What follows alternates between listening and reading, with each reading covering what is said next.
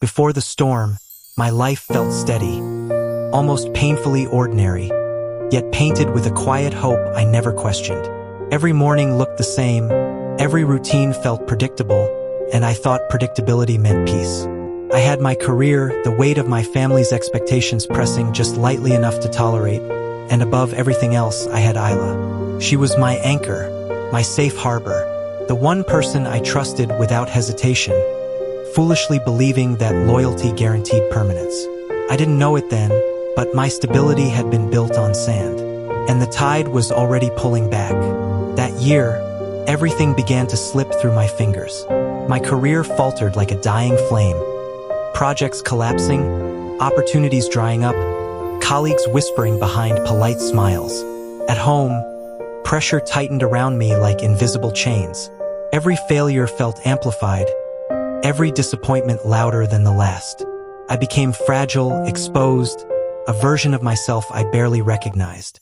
Through it all, I clung to Isla. I thought love would be enough. Love, after all, was the one thing that had never betrayed me. Until it did. The world didn't break with thunder, cracked quietly. I found out about her betrayal on a Tuesday. A normal day, the kind of day that should have passed without consequence. I remember the faint smell of coffee lingering in the office, the printer humming, my phone buzzing with a message I almost ignored. It was her. "Can we talk?" I stepped into an empty conference room, expecting a small argument, maybe a confession about needing space, or stress, or some problem we could solve. Instead, she stood there with a smile that didn't reach her eyes. And when she spoke, her words sliced through the air like sharpened glass. "I'm leaving. I've been seeing someone else for a while." Someone else. Him. My colleague. A man I respected, laughed with, trusted in ways I never thought would matter. "He can give me what you never could," she said, gently, almost kindly, like she was offering me a consolation prize instead of shattering my world. The moment froze. My chest tightened. My heart split. The room seemed smaller, suffocating. The walls closing in as her words echoed cruelly inside my head. I replayed every moment we shared. Every laugh, every late-night conversation, every whispered promise, and I felt like a fool. How had I been so blind? How had I not seen the distance forming, the coldness hiding behind her smiles? She didn't cry. She didn't break. She simply walked past me, heels clicking against the floor like a metronome counting down the final seconds of a life I once knew. The door closed behind her. Silence screamed, and somewhere in that silence, buried beneath shock and heartbreak, a faint spark flickered. Not hope, not rage, something else darker, sharper, waiting. I didn't understand it then, but I would. After she left, the world didn't feel empty. It felt wrong, like the air around me had shifted, warped, become unfamiliar. I withdrew. I stopped answering calls. I hid behind the curtains of my room, drowning in the heavy fog of disbelief. Friends visited. Some came with genuine concern. Others came with awkward sympathy. None of it mattered. Their words bounced off the hollow space I had become. Nights were the worst. I'd lie awake staring at the ceiling, questions clawing at my mind. How could she? Was I not enough? Why him? Where did I fail? The questions never answered themselves. They just circled, gnawing, tearing. Bitterness seeped in slowly, like poison spreading through my bloodstream. Mistrust formed armor around my heart. My voice sharpened, my humor thinned, my gaze turned cautious. Piece by piece, I became someone I didn't recognize, but someone who could survive. One night, after hours of tearing through old messages and memories, I made a decision. Not heroic, not dramatic, barely even conscious. I will survive this. Not forgive, not forget, not heal, just survive. Felt like rebellion, quiet, small, but it was the spark I needed. The beginning of a transformation. I met Zion by chance. An old friend, hardened by his own heartbreaks. A man who had learned to sharpen himself instead of shatter. He didn't offer comfort. He offered truth. "You're letting the pain write your story," he said. "Stop bleeding and start building." His words hit harder than any sympathy ever could. That night, something inside me shifted. I stopped waiting for closure. I stopped checking her social media. I stopped staring at my phone hoping she might apologize or return. Instead, I worked. Longer hours, late nights, networking, training, learning skills I once ignored, rebuilding a life she assumed she had the power to break permanently. Every step forward felt like reclaiming territory inside myself. Isla's shadow followed me at first. Her laugh, her voice, the ghost of what we'd been. But instead of breaking me, the memories fueled me. Is this revenge? I asked myself once. Or am I just reclaiming what was always mine? The truth blurred. But it didn't matter. Movement mattered. Progress mattered. I became relentless. And slowly, very slowly, the pieces of my life started falling into place. A breakthrough project. Recognition from people who once overlooked me. New doors opening. It wasn't luck. It wasn't fate. It was the beginning of my rise. Transformation became survival. Survival became purpose. Purpose became hunger. I pushed myself ruthlessly. New career path. Grueling workouts. Consistent self-discipline. New connections with people who mattered. And along this journey, I met the ones who would shape me further. Iman, loyal, fierce, unafraid to confront my worst tendencies. She saw through my bitterness, challenged my darkness, reminded me that rage without direction becomes destruction. Rita, strategic, patient, wise, she taught me resilience, planning, and the quiet power of persistence. Her guidance sharpened my mind.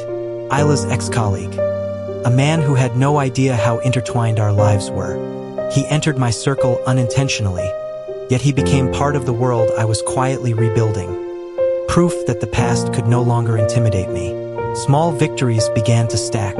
Compliment from a stranger, a successful project, a moment of unexpected laughter. The anger inside me didn't disappear. It evolved. It became focus, determination, fuel. One day, I looked into the mirror and saw it, a version of myself stronger, sharper, more alive.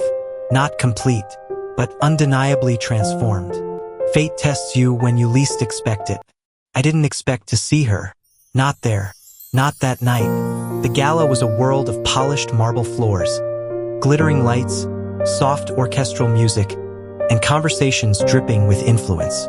I walked in with confidence, a presence shaped by months of grinding, rebuilding, rising. Then I saw her, Isla, perfectly composed, effortless, almost ethereal. But her presence didn't crush me. It didn't even shake me. Instead, something inside me went cold and still, controlled, measured, powerful. She approached first. Hi, it's been a long time. Her voice held unfamiliar hesitation. Her smile looked forced. Her eyes flickered with something she couldn't hide. Regret, recognition, realization. I stood calm, every breath deliberate. Iman watched from the other side of the room. Her gaze warned me. Stay steady. Don't fall into old traps. Rita's lessons echoed in my head. Strength is quiet, not loud. Our conversation was polite, professional, hollow. But beneath the words, I felt the shift. The undeniable truth settling into her expression. She had underestimated me. When she walked away, a trace of regret followed her. Subtle but unmistakable. And for the first time, I didn't feel broken. I felt in control. Life doesn't always take revenge loudly. Sometimes it whispers. Soon after the gala, I began to notice cracks forming in the perfect world she had left me for.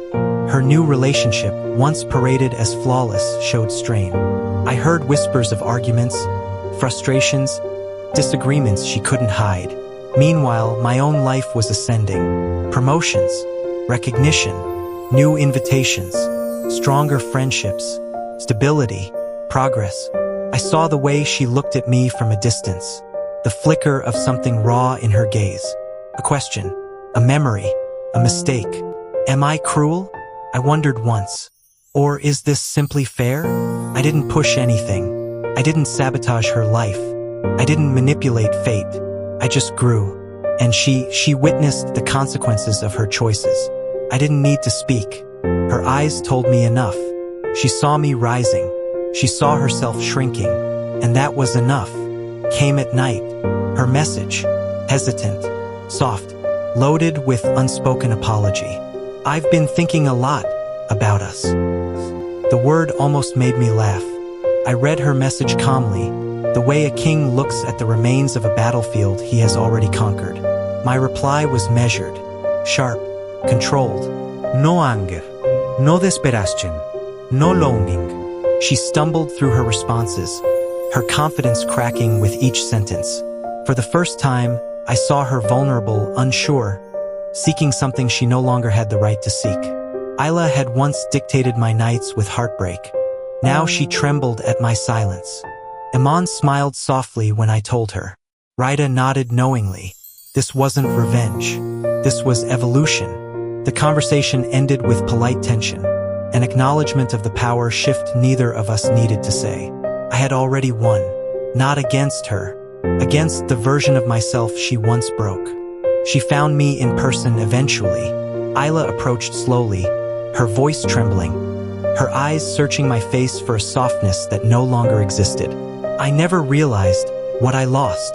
The words came out like broken pieces of a confession she wasn't ready to give.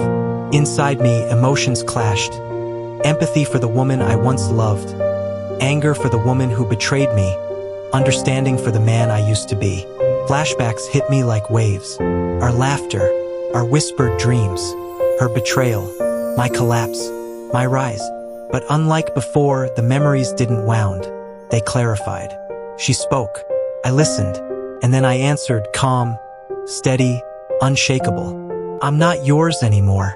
Not to hurt. Not to keep. Not to reclaim. Her eyes glistened with regret. But regret is a currency without value once the bridge has burned. I didn't argue. I didn't shout. I didn't break. I simply walked away, leaving behind a letter. A symbolic goodbye she would never receive directly. A closure carved entirely on my own terms. This wasn't triumph. This was freedom. The storm had passed. Its echoes remained, but they were distant now. Faint rumbles that reminded me of where I started, not where I stood. I looked back at the man I used to be. Fragile, naive, desperate for validation. I felt a strange tenderness toward him, a quiet mourning for the innocence he lost. But I was not that man anymore. Through heartbreak, I had gained clarity. Through betrayal, I had built resilience. Through darkness, I had discovered strength. Iman stood by me, her smile soft but proud. Friends gathered around me. Friends I had chosen, friends who had stayed through the rebuilding. I realized then that my transformation was bigger than revenge, bigger than Isla, bigger than pain. I had built a life not from anger, but from purpose. And she, her regret belonged to her alone. It no longer shaped my world. I walked into the evening air, feeling it cool and steady against my skin. The world ahead stretched wide, open, waiting for my next step. I wasn't seeking vengeance. I wasn't seeking applause. I wasn't seeking closure, because I already had everything I needed. Dignity, strength, freedom, self-respect. I had survived what was meant to break me. I had risen above what was meant to bury me. And now, as I stepped forward, I carried the quiet truth carved into my very soul. I am stronger. I am wiser. I am whole. I am unshakable. The past stayed behind me. The future opened before me. And I walked into it, unbroken,